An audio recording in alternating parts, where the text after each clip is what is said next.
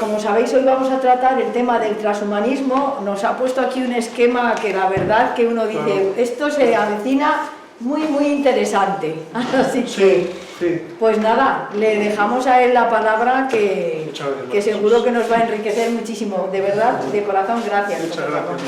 Bueno, buenos días a todos. El otro día tuvimos la primera sesión de estas dos que vamos a tener, que era más general sobre el origen, etcétera, que es un tema, creo yo, acuciante, ¿no? Y que tiene mucho que ver con lo que ahora vamos a estudiar, ¿no? Es decir, si no entendemos bien o no valoramos bien el porqué de la realidad, del hombre, de Dios, de la materia, del tiempo, de las especies, etcétera, es difícil luego entender bien por qué el transhumanismo es bueno o no tan bueno. Entonces, por eso, la otra charla, que la mayoría estuvisteis, si no, la tenéis en la web, ¿no? del Centro de Teología. Entonces, ahí tenéis el esquema, que voy a seguir escrupulosamente para que no os perdáis. Lo que interesa es que al final pues todos tengamos ideas relativamente claras sobre aspectos fundamentales, ¿no? del transhumanismo. Que la palabra ya suena fuerte, ¿no? Transhumanismo o posthumanismo. Suena a Blade Runner, más o menos, ¿no? A películas de estas del futurismo, etcétera. Y entonces, ¿esto es real o todavía no? O es una cuestión que, bueno, que hablan las películas algunos teóricos, pero en el fondo no nos toca de momento. Vamos a ver si os parece. Voy a ir escrupulosamente siguiendo primero la introducción. ¿Qué es el transhumanismo? Bueno, habría que dar una definición primera para encuadrar bien el tema, ¿no? El transhumanismo podríamos definirlo como una corriente cultural, intelectual, científica también. Es decir, no solamente es científica, hay muchos más aspectos, como está ocurriendo con la ciencia. La ciencia empírica, hasta hace unos bastantes décadas, se circunscribía al ámbito de lo cuantificable y ya está, lo científico mensurable, pero va adquiriendo tintes culturales ideológicos, muy importante, ¿no? Va abarcando otros aspectos que desde hace 70 años o así, va invadiendo otros espacios que no le competían antiguamente, ¿no? Por eso afirma el transhumanismo el deber moral de mejorar las capacidades físicas, hasta aquí me parece fascinante, y cognitivas de la especie humana, ¿no?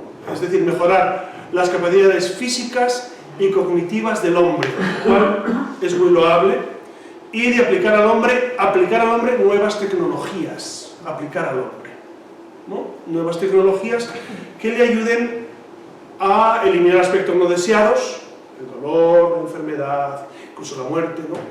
Que sería, y provocar estados más placenteros. Entonces se trataría el transhumanismo de una suerte de cultura, de ciencia, incluso de ideología, que busca eliminar el sufrimiento, la enfermedad, el envejecimiento, la muerte, etc., ¿no? Entonces, es una ayuda al ser humano. Ellos lo presentan así, como una ayuda al ser humano, ¿no? Entonces, ¿cuál sería la diferencia fundamental entre transhumanismo y... Bueno, habría que dar un nombre, ahí he puesto los nombres más complicados. Nick Bostrom, lo veis ahí en nombres. Nick Bostrom sería el gran padre de todas estas corrientes, ¿no? Es uno de los mayores teóricos, porque existe una asociación de transhumanismo, WTA, que es la Asociación Mundial de Transhumanistas, World Transhumanist Association, ¿no? Entonces, él es el presidente, él la fundó. Entonces Nick Bostrom va a ser una figura clave para entender toda esta realidad, ¿no? Entonces, claro, aquí la gran pregunta es si realmente sirve para mejorar o no, porque nosotros sí usamos elementos exteriores que nos mejoran, las muletas, las gafas, muchos aspectos que mejoran nuestra vida. Entonces, hasta ahí estaríamos de acuerdo. Pero, claro, aquí el problema de fondo es, ellos definen que hay que salir de lo normal, ¿no? De lo normal. ¿Y cuándo un hombre es normal y cuándo no? Es decir, ¿qué características serían para un hombre normal? O hacer un superhombre, o sacarlo de sus dificultades, etcétera, etcétera. Por eso, la primera gran cuestión sería la diferencia entre transhumanismo y posthumanismo.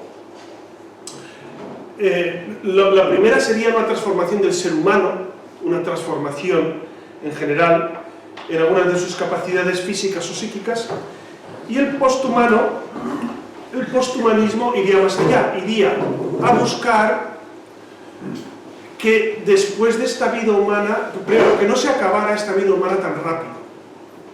Entonces, él hablaba, Nick Bostrom hablaba de la posibilidad de llegar a vivir 500 años. No ahora, no nosotros quizás, pero otros. De hecho, Luis Cordeiro, que es un científico portugués afincado en Madrid, está continuamente, de hecho a inicios de octubre hizo un congreso en Madrid sobre esto, la anulación del envejecimiento, ¿no? Y cómo revertir el envejecimiento, que se está estudiando y es posible en algunos casos, como sabéis, pero va más allá.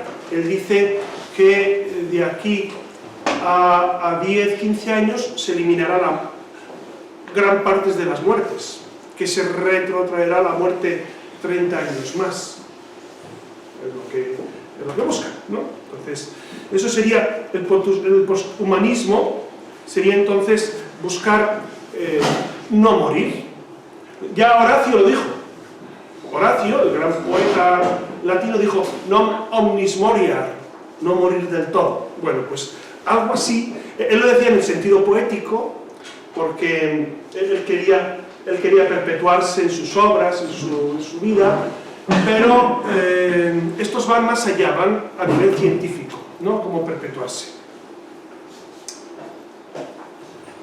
Estamos en el segundo punto, las características fundamentales de este desarrollo, ¿no? Pues efectivamente podríamos hablar fundamentalmente, ellos piensan que la humanidad será transformada de modo radical por la tecnología. Ellos lo aseveran, ¿no? Con esa rotundidad. Es decir, la humanidad será absolutamente transformada, lo cual tiene puntos verdaderos y otros puntos que hay que analizar, ¿no? Ellos tratan de evitar el proceso de envejecimiento, ahora inevitable, superar limitaciones del entendimiento humano. Las limitaciones del entendimiento humano, porque tenemos muchas limitaciones, como sabéis, nuestras capacidades cognitivas están muy mermadas por las circunstancias, entonces ellos hablan de la necesidad de ampliar el horizonte intelectivo del hombre, ¿no? Se supere también un perfil psicológico sometido, dictado, es decir, buscan también esa supuesta libertad psicológica, la posibilidad de vivir con una psicología absolutamente equilibrada, ya veremos cómo, y por supuesto evitar el sufrimiento en general, ¿no? Estos mismos partidarios, los que defienden el transhumanismo, defienden un derecho moral a emplear los métodos tecnológicos necesarios para cambiar lo que haga falta. Es decir, para ellos no habría límites, no habría límites. Si la tecnología lo propone y lo ve posible, no habría límites para usarla. Entonces, este es un aspecto interesante, sobre todo en fin a conseguir el crecimiento personal. Un fin bueno, que es dotar a esa humanidad de unas capacidades especiales, amortizaría el problema de usar medios a veces no tan buenos, ¿no? Esto os suena por una cuestión ética de fondo, ¿no? Primero vamos a ver lo que ellos opinan y luego haremos nuestras valoraciones, ¿no? Por eso ellos incluso afirman que la vida humana no necesariamente es una vida superior al resto.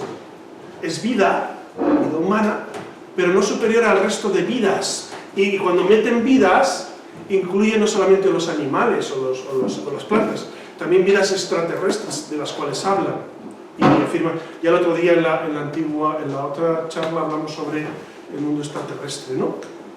Entonces, ellos lo que buscan es la perfección de todos los seres dotados de sensibilidad, de todos, independientemente del reino al que pertenezcan. Todos deben ser dotados de esa capacidad. Vamos a ver el desarrollo histórico de esta realidad. Bueno, pues surge, los griegos ya hablaban, los griegos lo dijeron todo casi, fueron los grandes genios, los griegos, ¿no? Los griegos somos nosotros, decía Lain Entralgo, ¿no? Bueno, pues los griegos ya hablaban precisamente de la realidad, de mejorar al ser humano con técnicas, hablaban ellos de alguna manera, y de conseguir esa felicidad. Recordad lo que estamos viendo en filosofía, que precisamente Platón y Aristóteles hablaban de la felicidad como el fin del hombre. El fin del hombre es ser feliz. Habría que ver qué es ser feliz, porque eso es un tema muy interesante, ¿no? El otro día ya lo hablamos, no sé si lo hablamos en la charla o en las clases, no sé dónde, pero es un tema bien interesante, el tema de la felicidad, ¿no? Entonces, nos podríamos centrar primero en el empirismo.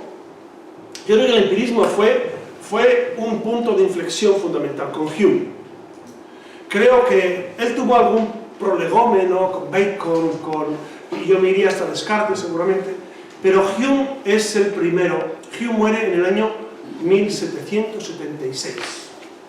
Este dato es muy interesante, para ubicarlo, ¿no? Justo antes de la Revolución Francesa, 1776. Y este Hume ya hablaba de esa necesidad de que la ciencia positiva fuera abarcando cada vez más y más ámbito, ¿no? Y considerar la naturaleza humana como una cuestión, bueno, no necesariamente vinculada al ser, a la metafísica, sino solamente a lo existencial, a lo empírico. Claro, y entonces aquí Hume, para que entendamos a este personaje que es interesantísimo, él era profesor en Edimburgo, en la universidad, ¿no? Allí en Escocia. Y claro, la Escocia católica no podía admitir un profesor de teoría del conocimiento. Él escribió Essay on Human Understanding, el ensayo del entendimiento humano. No podía permitir que un profesor se declarara ateo. Él en el fondo era ateo, Hume, pero no se declaraba así. Y entonces él niega la posibilidad de dotar de razón humana al alma, a Dios y la existencia del mundo, ¿no? Entonces diréis, hombre, él rompe el principio de causalidad. Esto los que veis de filosofía, él desprecia o rechaza el principio de causalidad metafísico. Por lo tanto, él cree en el alma, sí, bueno, él no sé, pero dice, bueno, es una ideología. El alma es una ideología, Dios es una ideología, es una idea que te has metido, la existencia del mundo, tal como lo conocemos, es una idea que te han metido, la existencia de la ley natural es una idea que puedes creerla o no, pero no hay base metafísica para demostrarla. Entonces, aquí estaría la cuestión de fondo, ¿no? Con Hume, que sería el empirista.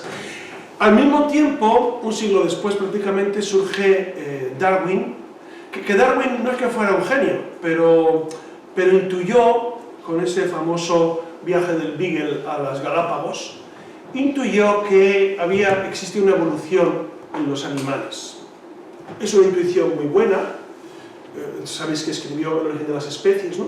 Y entonces, en su intuición, él captó esa realidad que podría ser que de las especies fueran evolucionando hasta llegar al ser humano.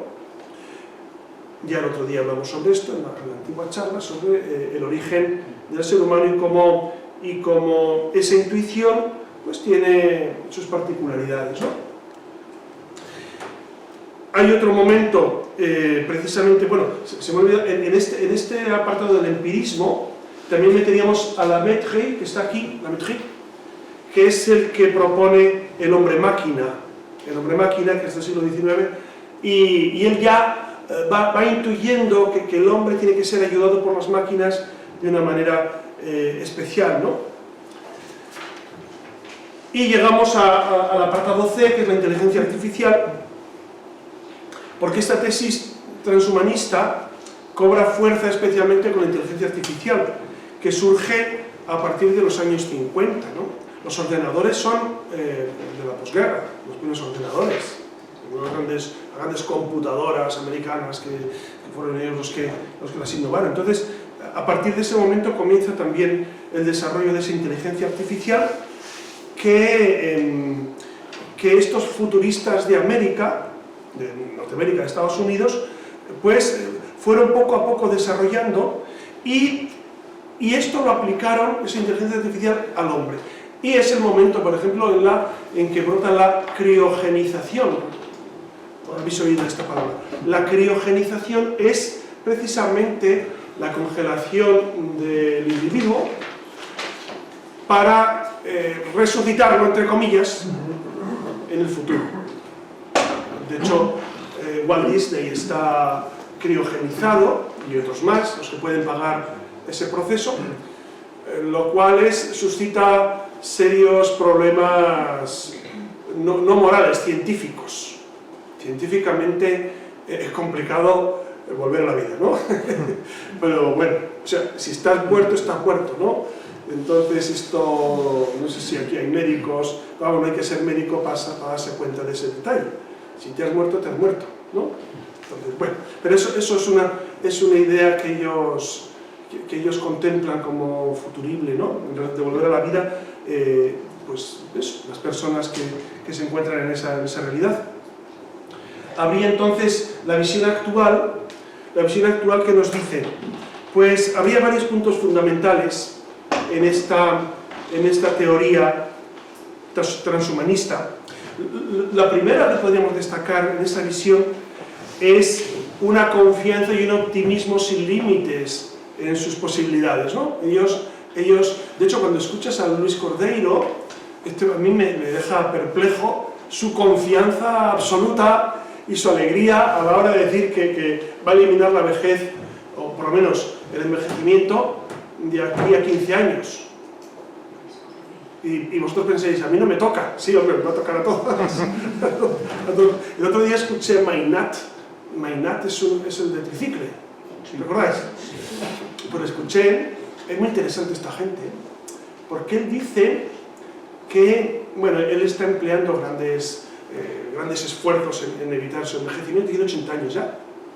Y él decía que qué pena no haber nacido antes, porque de aquí a 10 años lo que él vive pues será una realidad absolutamente común, que todo el mundo tendrá un envejecimiento muy bueno. Es verdad que el envejecimiento se va retrasando, eso es evidente, ¿no? De aquí a lograr vivir él dice que viviremos 130 años, mi generación ya, 130 años, entonces, bien, ¿no? ¿Estamos contentos? ¿O no? ¿O quién sabe? Esto es lo que ellos barruntan.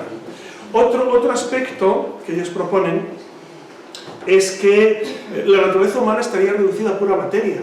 Es decir, no hay un elemento de conciencia, nosotros llamaríamos alma. Es lo que San Segarra, recordáis que hablamos el otro día de él, San Segarra habla de conciencia y supraconciencia. Nosotros hablamos del alma y Dios. Ya está. Así para resumirlo. Pero esto reducen todo el ser humano a materia, pura materia. No hay valores éticos más allá de lo puramente material. Otro tercer aspecto en esta visión actual es que la mente humana sería simples conexiones neuronales. Simples. Entonces, claro, esto va muy en conexión con los paleoantropólogos, de los cuales hablé el otro día, porque opinan que la inteligencia es simplemente un desarrollo de la materia. La inteligencia ha brotado de la materia, ¿no? Y ya. La inteligencia me refiero al pensamiento abstracto y a la voluntad, ¿no? Es verdad que este Bostrom, el gran teórico, considera que el desarrollo creciente de todo esto pues va a concluir en una ingeniería genética especial, ¿no? Y que las posibilidades sobre el futuro del hombre son impresionantemente bellas, ¿no? Bostrom propone tres futuros, o tres escenarios en el futuro. Primero, que puede extinguirse el hombre, pero no pasaría nada, por lo que veremos. Puede extinguirse el hombre por guerras nucleares o por lo que sea, pero él dice no habría problema en que se extinga el hombre. Segundo, él propone que existirá una especie posthumana, más allá del humano, ¿no? Una especie superior, y que la mejora del humano y lo poshumano pues llegará al culmen de la divinidad, no dice de la divinidad, pero de la perfección, ¿no? Bueno, ¿cómo se logra ¿cuáles serían las aplicaciones actuales? Las aplicaciones actuales, el punto 4. Las aplicaciones actuales de esta realidad del posthumanismo o transhumanismo. En primer lugar, el modo como se logra esto sería la eugenesia prenatal. Es decir, antes de que nazcan los niños, habría que modificarlos genéticamente. O mejor, elegir aquellos óvulos y espermatozoides más viables. Sabéis que ha habido un problema esta semana con un hombre que ha donado esperma contaminado. Contaminado no porque él sea malo, sino porque estaba enfermo. Tenía cáncer, ¿no? Un gen característico. ¿Ves? Y entonces lo ha transmitido en su donación de esperma.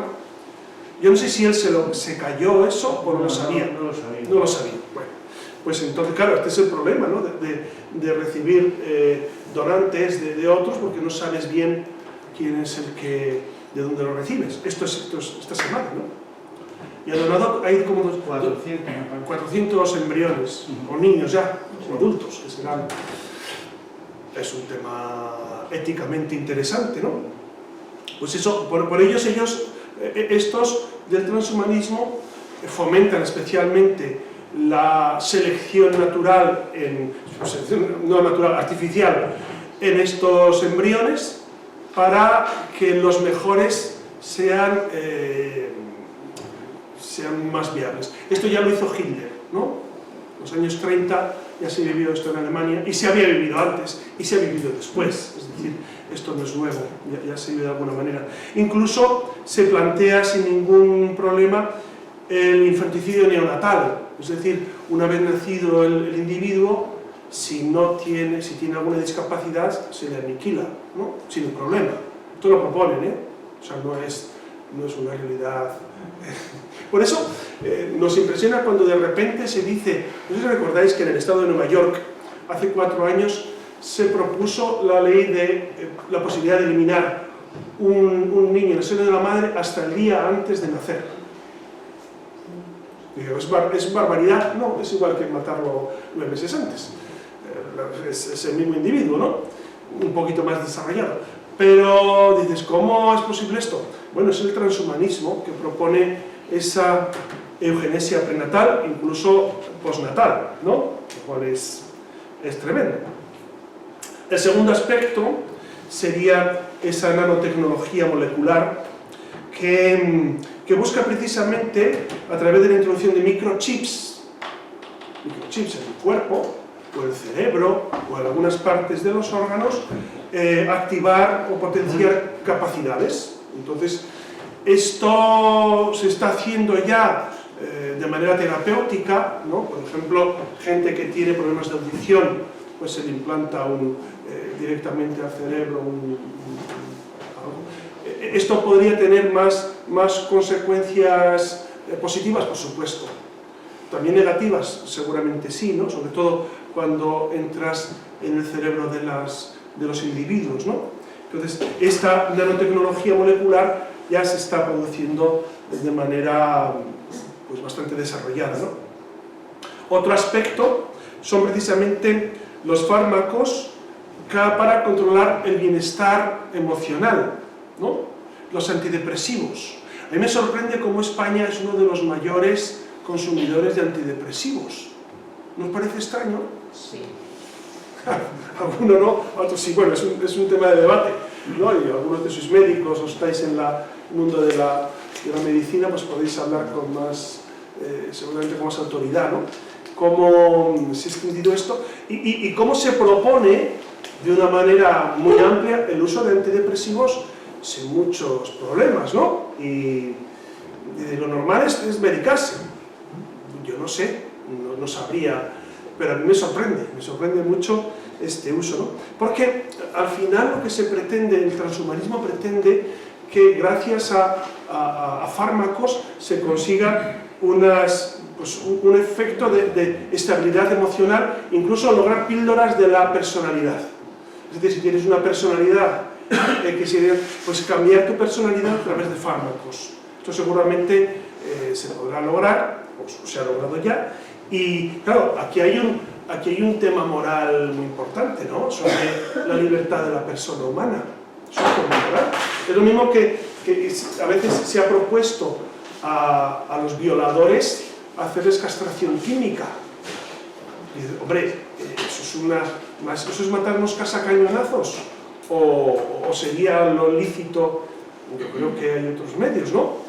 Otros medios de evitar que vuelvan a producir esos problemas.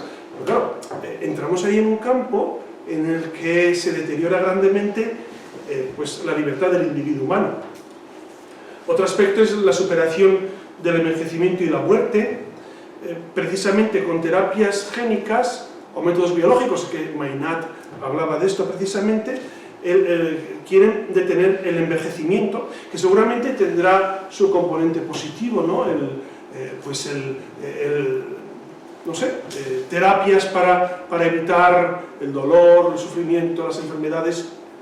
Hasta ahí seguramente es perfecto. El problema es el trato con la muerte, que veremos al final, ¿no? Hay como un absoluto rechazo a la posibilidad del sufrimiento o a la posibilidad de la muerte, cuando es una realidad que nos espera a todos. Así vivas 500 años, como dice Bostrom, que eso lo dice fantaseando, ¿no? Pero al final te queda la conclusión de tu vida. Eso es inevitable para todos. ¿Podemos retrasar? Seguramente sí, y seguramente es bueno, por métodos lícitos, pues terapias que ayuden al ser humano, ¿no?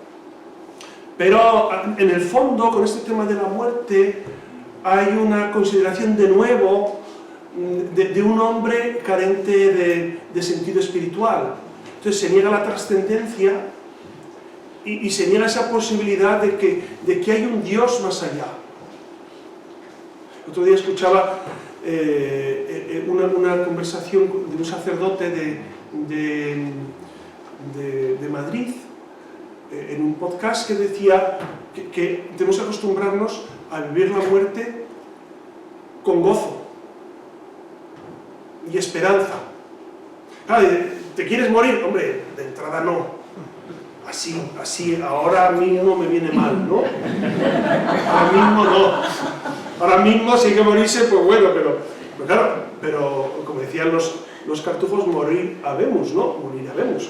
Entonces, tenemos que morir, pero es verdad que tenemos que ver la muerte desde una perspectiva de fe, desde una perspectiva trascendente. Y entonces, por eso en este podcast ya te decía que hay que vivir la muerte con gozo y esperanza.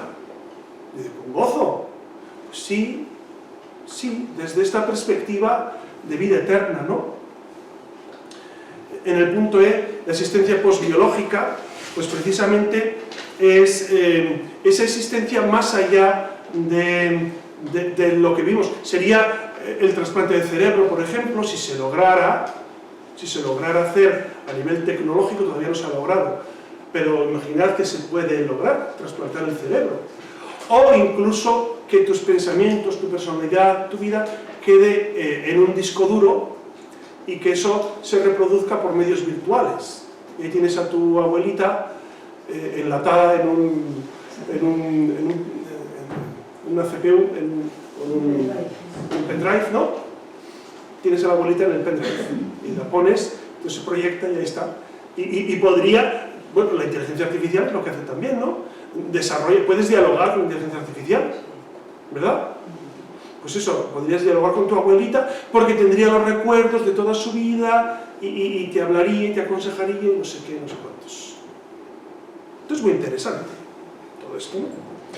Que serían también los cyborg, escrito en español, los cyborg, que serían precisamente también organismos cibernéticos, ¿no?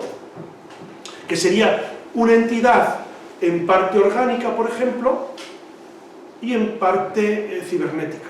Entonces, esa asimilación, eso se podría hacer seguramente en el futuro, se puede, si es que no se ha hecho ya. Ya lo tenemos de alguna manera, ¿no? Los brazos biónicos, que son sino una extensión, mecánica a tu cuerpo orgánico, ¿no? Entonces, de alguna manera se hace, pero iría más allá, ¿no? Con la cuestión cerebral, que es más complicada, ¿no? ¿Cuál sería el análisis, la valoración general que podemos hacer de esto? Pues hay varios temas que resaltar. Hay dos autores, Fukuyama lo habéis leído, es el de Fukuyama, Francis Fukuyama, el de la galaxia Gutenberg, no suena, es de los años 90, la galaxia Gutenberg, ¿no? Y este ya hablaba, Fukuyama, del peligro que tenía esto para el ser humano y la identidad del ser humano. También Jürgen Habermas es un filósofo que tuvo un debate interesantísimo con Ratzinger, del cual os hablé el otro día, para recordar, ¿no? Jürgen Habermas. Pues este también habla precisamente de los peligros que entraña esta realidad, de esa autonomía moral del individuo absoluta, esa autonomía total, sin un y este no es creyente, ¿eh? Me dice que tiene que haber un límite para la ética, ¿no? Tiene que haber un horizonte ético en todas estas realidades, ¿no? Que tiene que haber premisas antropológicas, porque si no, todo esto puede conducir a una seria manipulación, sobre todo del ser humano, ¿no? En primer lugar, en eso está el concepto de la naturaleza humana, en esa valoración general, porque, claro, reducir el ser humano a simple materia. También leí hace tiempo que el ser humano, los componentes químicos orgánicos, valen como $4 vendidos, ¿no? O sea, el orgánico, el pelo, no sé qué, no sé si las uñas se usarán, o huesos, tal, hacer cambio supongo, no sé, pero $4. ¿Qué os parece? Lo que orgánicamente valemos. Orgánicamente. Claro, ya si vendes un riñón ya es otro mundo, ¿no? O das tu corazón y te lo encuentran. No, pero a nivel de material valemos poco. Claro, ¿dónde está el valor humano? Precisamente en esa realidad de ser un espíritu encarnado. Somos un espíritu encarnado. Somos un alma en un cuerpo, para que entendamos con palabras más sencillas, ¿no? Somos algo más que materia. Algo más, mucho más, claro. Entonces, los transhumanistas descalifican esto como si fuera ideología, muy en sintonía con Hume, ¿no? Dicen, eso es ideología, eso es un pensamiento, si tú quieres pensar eso está bien, vaya tú, pero no tiene base científica de ningún tipo, ¿no? Por eso se reduce, hay una reducción biologicista, todo lo biológico importa, unida a una falacia naturalista, es decir, que la naturaleza humana es una casualidad, no existe un porqué más allá de lo que nosotros somos. Somos un producto casual de la evolución y nada más, no hay una realidad más allá, ¿no? Claro, esto es un tema muy complicado, porque entender así al hombre es coartarle muchos de sus aspectos esenciales, ¿no? Entonces, habría que dar una vuelta a todo esto y reflexionar mucho en esa reducción materialista, porque es eso, es reducir el hombre a la materia. O la reducción neuronal. La reducción neuronal es que los transhumanistas dicen que el hombre es su cerebro. es su cerebro. Su sinapsis neuronal, eso es el hombre. Y claro, nosotros sabemos, porque los animales también tienen cerebro, ¿no? Los delfines tienen cerebro, los simios, los póngidos, tienen cerebro. En general, todos los animales gozan de una cierta capacidad cerebral. Eso es todo lo que definiría al ser humano. Entonces los monos también, los delfines también son humanos, en ese sentido, ¿no? Si toda la definición de hombre está en esa reducción neuronal, en el tener proceso neuronal, pues nos quedamos muy cortos. Porque sabemos nosotros que el cerebro humano tiene capacidades que destacan absolutamente del resto de los animales de la creación. Esto es evidente. Diréis, ¿y cómo hemos llegado a esto? Eso es otro tema. Pero que hemos llegado es evidente. Hemos llegado a una realidad en la que nuestro cerebro, nuestra capacidad intelectiva, está absolutamente por encima de todos los seres animados. Absolutamente superior, ¿no? Por eso, y luego el cerebro es mucho más complejo de lo que pensamos. Reducir la capacidad neuronal, yo no sé cuánta capacidad usamos del cerebro. Algunos dicen que el 20, el 15, el 30, yo qué sé. Eso los científicos lo tienen que decir, ¿no? Pero que es evidente que nuestras capacidades son mucho mayores a las que tenemos. A mí me sorprendió como mi cuñado, a veces los cuñados dicen cosas buenas, ¿no? Mi cuñado tuvo un accidente hace un montón de años, porque él escalaba y se cayó de una altura de bastantes metros. Y me contó que en esa caída, en esos décimas de segundos, él repasó toda su vida. Porque se iba a morir, no se murió. Y dije, ¿pero cómo es posible? Y dice, pues sí. En décimas de segundo, porque tardó décimas de segundo en caer, imagina 20 metros serían, o 15. En ese momento, ¿puedes repasar toda tu vida? Pues él me dijo que sí. Para arrepentirse, supongo, de sus pecados, que eran muchos. No sé los que tenía.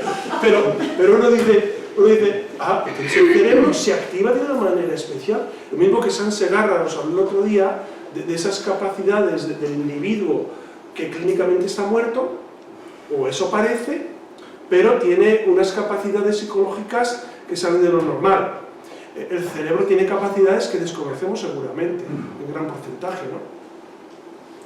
La telequinesia existe, y la telepatía. No sé si alguno tenéis telepatía aquí, o telequinesia, pero existe.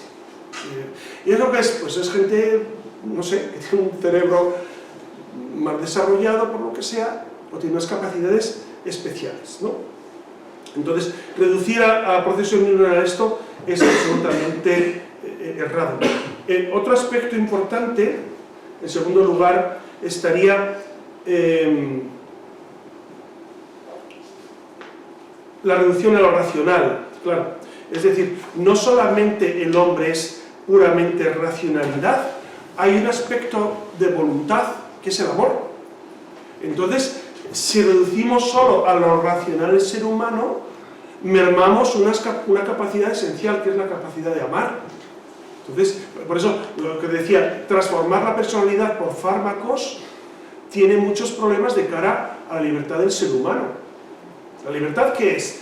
Es el ejercicio del entendimiento y la voluntad. El entendimiento ve la cosa como buena y la voluntad la quiere, y por eso elige. Eso es la libertad.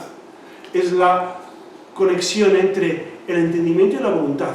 El ejercicio de la libertad está ahí. Entonces, claro, reducir el hombre a racionalidad es privarle de aspectos fundamentales, que son no solamente destacables, sino que son esenciales, ¿no? Claro, reduciríamos el hombre a una pura máquina, es evidente, ¿no? Y en tercer lugar estaría el concepto de la dignidad humana, que aquí tendríamos muchas cuestiones que debatir, ¿no?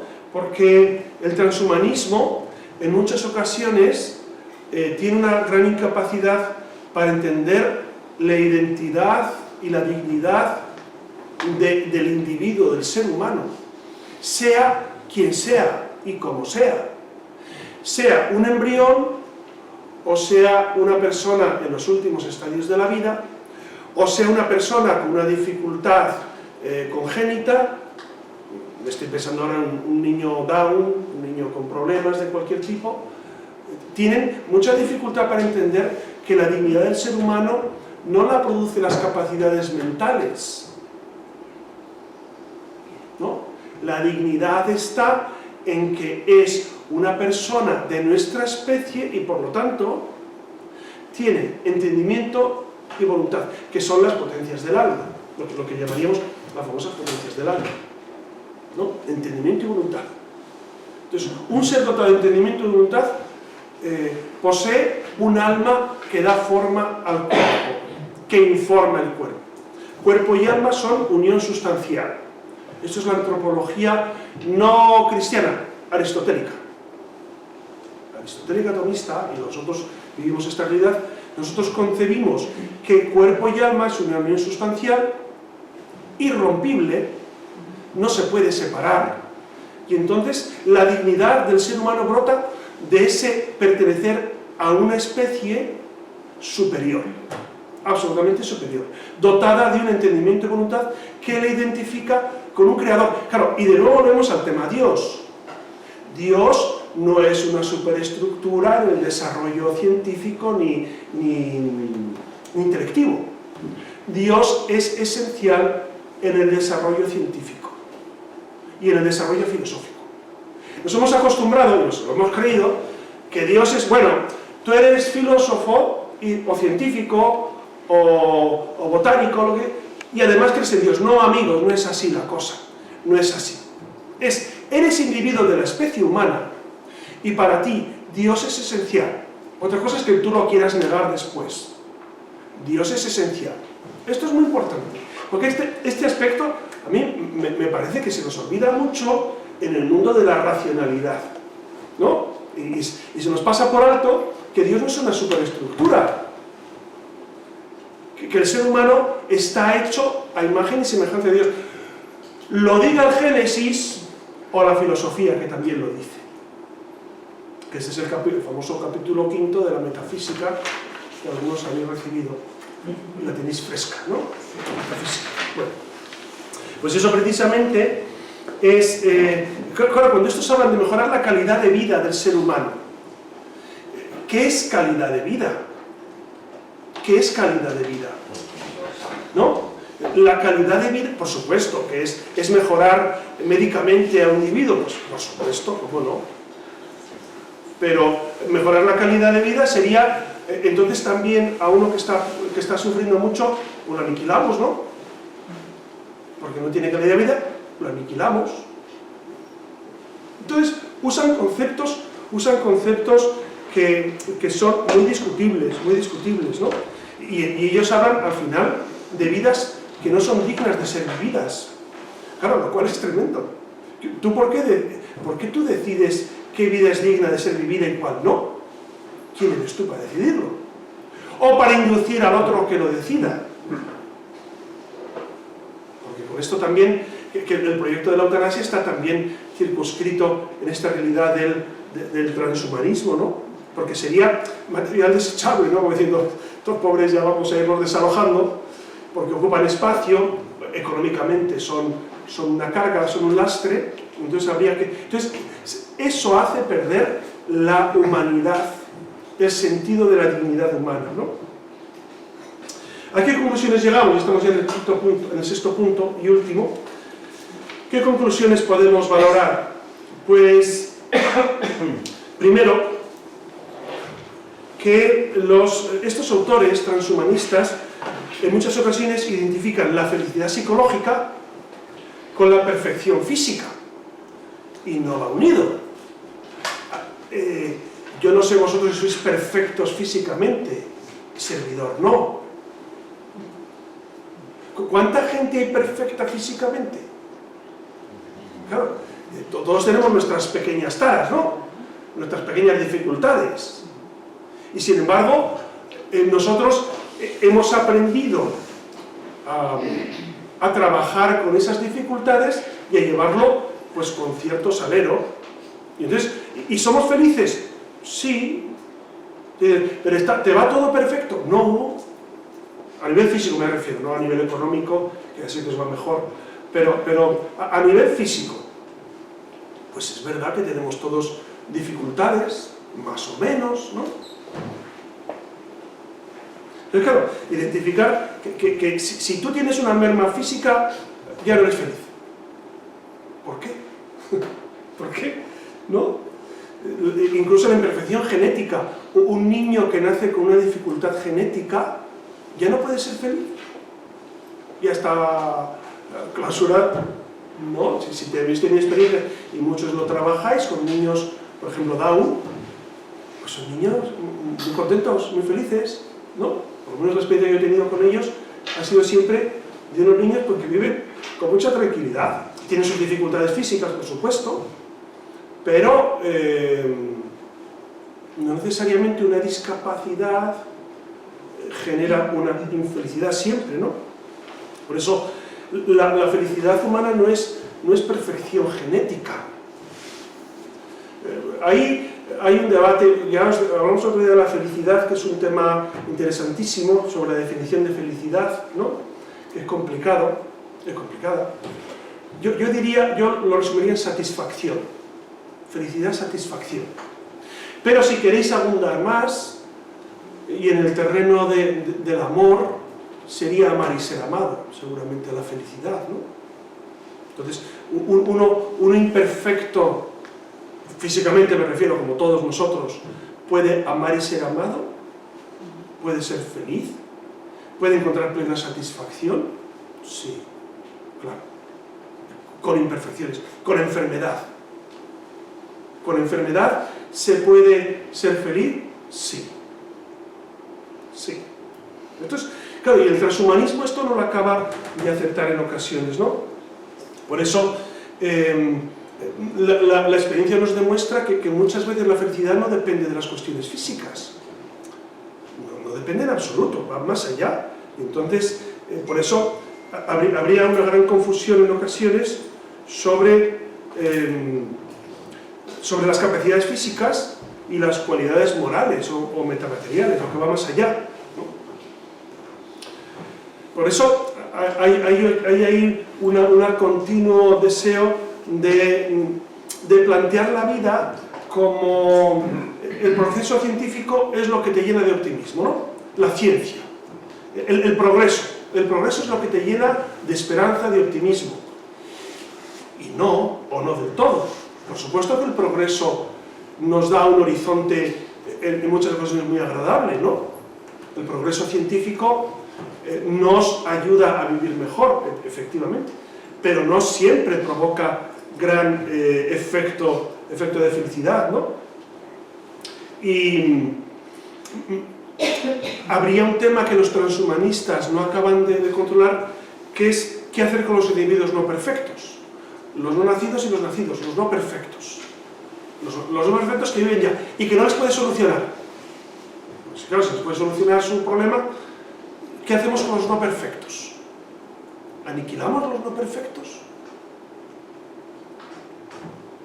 Es un tema que los transhumanistas tampoco entran, ¿no? en esta circunstancia. El segundo aspecto es que la imperfección es humana. La imperfección es humana y efectivamente tenemos que vivir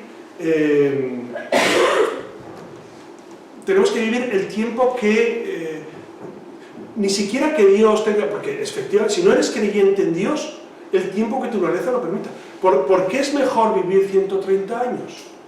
Pregunto. Porque hemos aceptado que, hombre, vivir 130 años muy bien, o no, o no, porque hemos pensado que todo el mundo va a llegar a los 130 años con su capacidad mental hecha y derecha, con tu gente, que es un aspecto importante. Claro, tú vives 130 años y el resto también vive 130 años. Tus familiares, tus amigos, tu gente. Entonces, ese mito de vivir, como Mel Gibson en Forever Young, ¿no? ¿Recordáis esa película?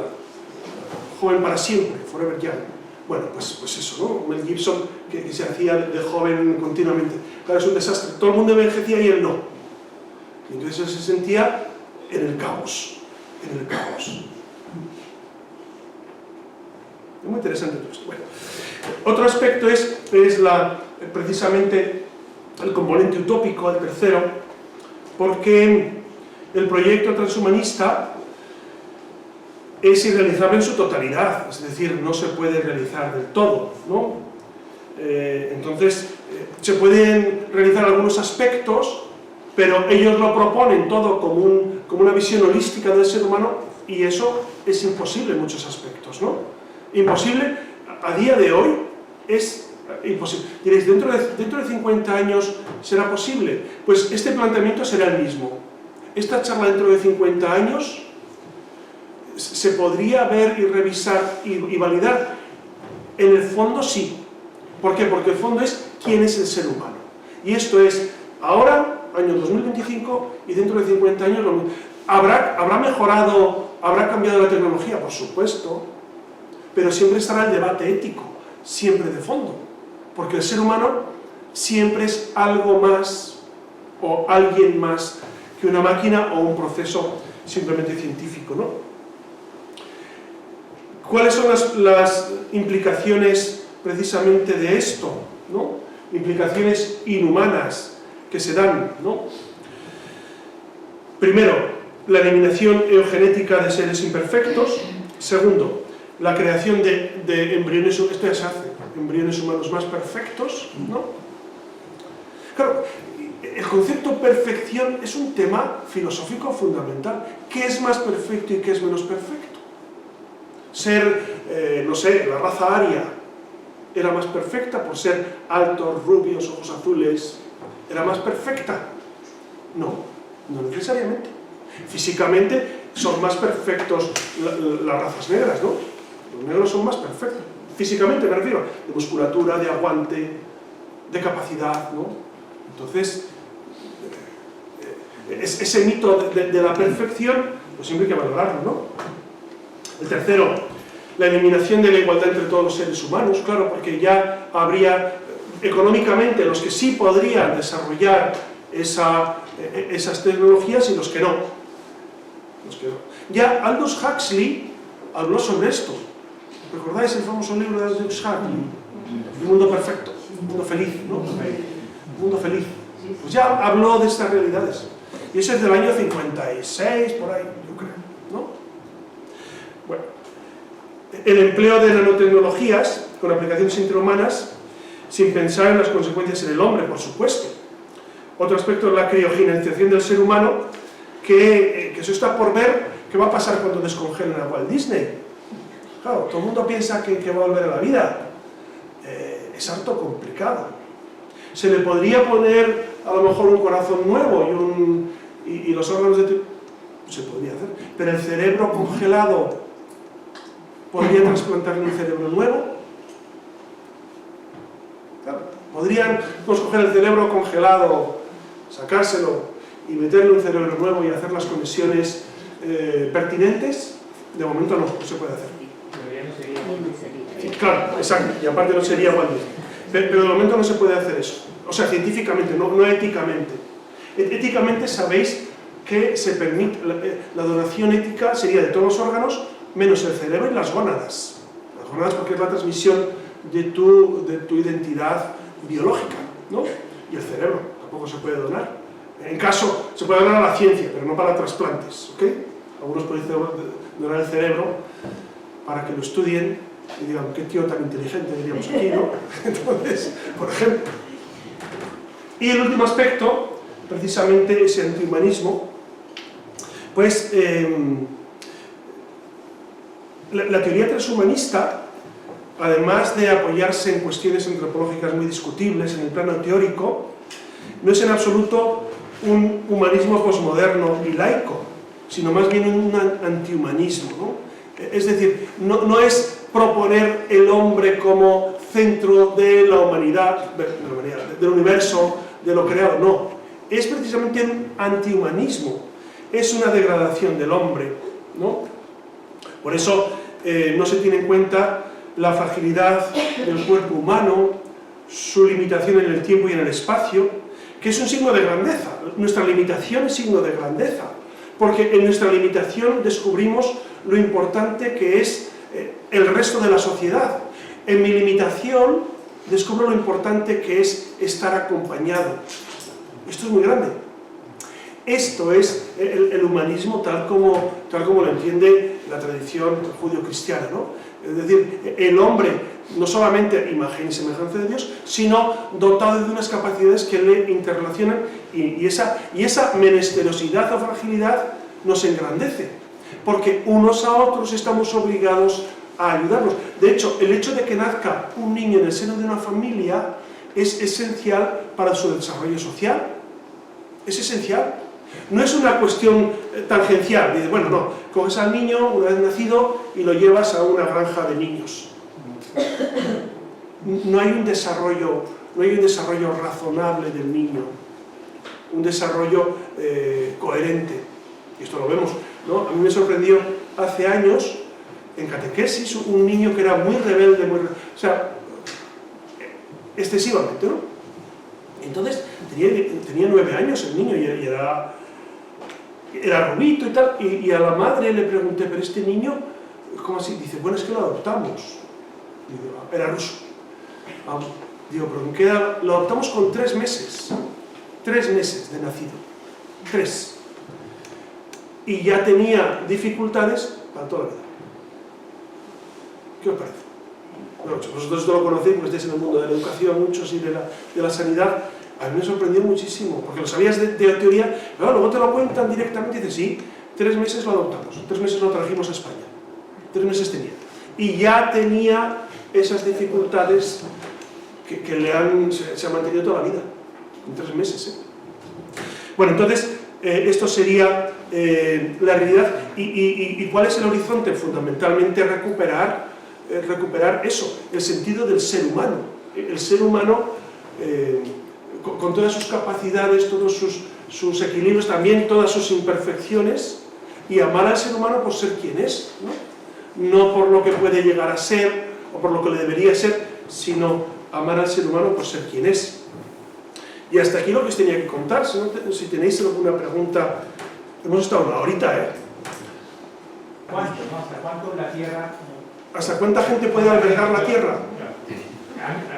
Dices que si seguimos creciendo... Exacto. Según eso, si llegamos a vivir 130 o 300 años. Sí. Claro, seríamos demasiada gente, dices. Claro, lo que pasa es que eso ya lo tienen previsto, es decir, dentro de la eugenesia estaría el límite de la población, que de hecho lo están haciendo. Es decir, el no favorecer la natalidad y eran abortados desde el año 81 para acá, no, desde el año 73, que fue cuando se aprobó la ley Roe contra Wade, ¿no? ¿Recordáis? En Estados Unidos, que fue precisamente en diciembre, no sé si fue el 13 de diciembre del año 73. Y desde entonces hasta ahora yo he calculado, esto lo he ido pensando, ha habido 500 millones de abortos en China, 500 millones, y en total en el mundo casi 1.000 millones, desde el año 73 para acá, 1.000 millones por lo menos. En España casi 3 millones de niños han sido abortados desde el año 82, que se aprobó, 83, ¿no? Que se aprobó, que se despenalizó, mejor dicho. Hasta ahora han sido casi 3 millones de niños abortados. Entonces, claro, 1.000 millones es mucha gente en el mundo, que son los que han sido abortados en estos más de 50 años ya, 53 años. Os dais cuenta que es un control eugenésico brutal, ¿no? Un control de la natalidad. Entonces, ellos proponen que no seamos demasiados y que habría que hacer, pues eso, control poblacional, ¿no? De hecho, por ejemplo, en México obligaban a las madres, ahora no sé, porque llevo muchos años, pero hace 25 años me contaban las madres que iban al hospital con su segundo hijo, a dar a luz a su segundo hijo, y las obligaban prácticamente, bajo presión, a hacerse la ligadura de trompas para no tener más hijos. Es decir, hay un control real de la población, no solamente con el aborto, sino también con todas estas medidas anticonceptivas, pero a gran escala, que esto no es conspiración o conspiranoia, esto es datos reales de la vida, ¿no? Bueno, eso es... Pues, dime. Bueno, en primer lugar, enhorabuena por la charla. Creo que ha quedado bastante claro lo de cómo el transhumanismo reduce, ¿no?, al ser humano y la vida simplemente estructura, ¿no?, y nos hace a todo homogéneo con todo lo creado. Eso hasta ahí. En el proceso histórico, ¿vale?, la verdad que mediante la relación entre Hume, probablemente en esto, creo también que es importante remarcar también que ese desgaste histórico hasta que nos lleva a una realidad que no es solamente una inteligencia artificial, ¿no? Ya Baudrillard lo dice, vivimos en una realidad también completamente artificial y creada, ¿no? Desde unas zapatillas no son para que yo ande, sino también para que transmita estatus social y todo esto, ¿no? También la realidad va en esa línea. Echar de menos también ahí a Kant, que es un hombre pío, pero en su intento de salvaguardar la fe, ¿no?, en este caso de esos ataques, vamos a ponerle fáctico de la razón empírica, cuando se centra directamente solo en todo ese proceso que muy bien describes ahí en el desarrollo histórico, que es solamente el conocimiento y el conocimiento fáctico, ¿no?, que deja fuera todo lo trascendente. Pues Kant, en ese buen intento y esa buena intencionalidad, lo coloca fuera del alcance. Pero ¿qué ocurre con todo ello? Que luego conduce a una sociedad que directamente hace que todo lo trascendente, no lo estoy culpando, entre en una especie de subjetividad. Y eso hoy te permite que toda nuestra fe, todo lo que consiste a la comprensión del ser humano en su sentido lato de la palabra, pues toda esta parte trascendente queda en eso, ¿no? Queda en lo subjetivo, en lo que está allí salvaguardado, en lo personal, fuera de todo este conocimiento fáctico racional. Por lo tanto, ya no goza de esa fuerza para entrar en el marco dialógico actual. Ahora mismo presentarse con una propuesta que no no reduzca, ¿no?, este tipo, pues bueno, sabemos que no vamos a encontrar un espacio en ninguna universidad que dé lugar a ello, ¿no?, a este tipo de debate. Para ir concluyendo, hay una palabra que está, bueno, una frase que he recordado según te escuchaba de Ratzinger, que está en Introducción al Cristianismo, que cita a Nietzsche y dice que cuando al ser humano asimila la idea de Nietzsche de que Dios ha muerto, dice, esto lo hace práctica. Dice, ¿y en qué se nota? Se nota en lo que es capaz de hacer con la vida. Ahí viene la eutanasia, el aborto y todo este tipo de acción fáctica, que no es otra cosa más que eso, y es reducir al ser humano a lo que es capaz de hacer, visible y poder manejar, ¿no? Escuchaba hace poco que Baston salió otra en la noticia de que ya el ser humano que va a vivir más de 500 años ya ha nacido en cuanto tal. La verdad que lo ha marcado muy bien. Él no dice las condiciones. No dice las condiciones, a lo demás es una estructura completamente híbrida que pueda ser mezclada allí entre lo que quiere sea un aparato con una cara que retransmita todas sus ideas y pensamientos autobiográficos del ser humano en cuanto tal, pero habla en cuanto a estructura. Para concluir esto, pues lo único es que esto es un ataque a reducir la fe cristiana a una antropología secular. Pero es que la antropología en sí misma ya es degradada, porque ya no es el ser humano en cuanto está, el ser humano es homogéneo con todo lo que se ha creado. Entonces, en cuanto a esto de especie vida, el panorama es complejo a la hora de definirlo. Pero bueno, concluyo con Ratzinger, que ya lo he mencionado. Esto también nos deja también un panorama a los creyentes, y es hacer realidad eso de tal manera que pueda contrarrestar esa otra corriente, de no ser simplemente reducido todo a lo fáctico. Aquí esto entra dentro del conocimiento empírico, el hacer por hacer, ¿vale? La realidad trascendente ha quedado fuera, no aparece, además no aparece en estos debates. Entonces, ¿qué ocurriría con la ética? ¿Lo dejaríamos todo a las buenas intenciones de los que se reúnan para decir que tenemos que vivir 100 años? No habría una verdad fundante sobre cuál sustentar el bien. ¿El bien qué sería?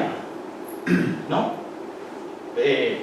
No tendríamos esa verdad, entonces no habría manera de poder recurrir a ella. Sí.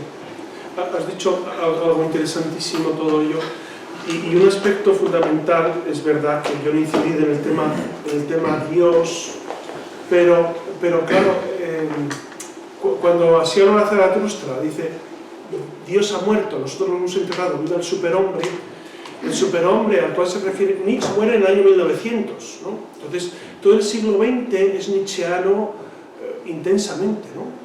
De hecho, en los años 80 la gente leía Nietzsche como ahora leen, bueno, no leen nada, pero se leía mucho a Nietzsche. El caso es que, claro, Nietzsche habla de ese hombre Dios, y es en el fondo lo que subyace en esto, ¿no?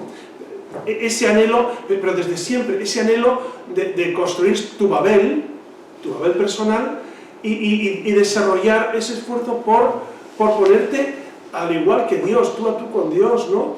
Que es, Génesis nos dice, seréis como dioses. Claro, porque Él sabe que si coméis del árbol prohibido, seréis como Dios. Eso es la cuestión, ¿no?